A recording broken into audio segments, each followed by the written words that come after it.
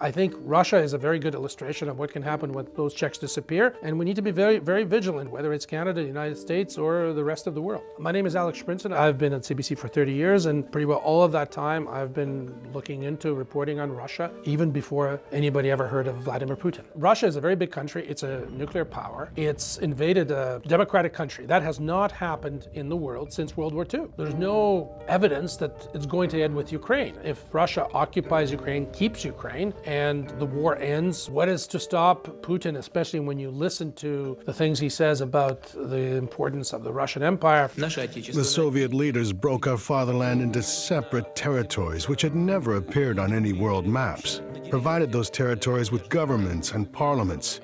And now we have what we have.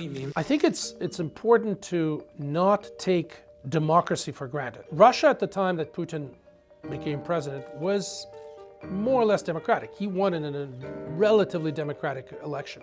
It had various democratic institutions. He changed everything over these 25 years, part of which was propaganda, very effective, and part of which he just was dismantling all these institutions and, in a sense, rigged elections. They haven't had a real election since that time. This is something we need to pay attention to because there are a lot of leaders around the world now, I'm not going to name them by names, who echo some of the things that Putin says, who don't seem to care that much about what the election meant, what they promised in the election, what these institutions are, and you can see the results. And the more people see it, the more perhaps they will start paying attention to what's happening around them. One of the main aspects of the election is to have candidates who are in opposition to be allowed to actually participate in them. And in most of these cases, Putin, with the rigged election board that decides who can actually participate in an election, they have prevented them from running. The so-called opposition in Russia has been essentially puppets of Putin. So he pretends and he says, hey, look, we got opposition. No, they don't. Russia has been changed by him over the last 25 years. It's a very different country. It is definitely not oriented towards democracy. They hate the idea of democracy. They think democracy is terrible.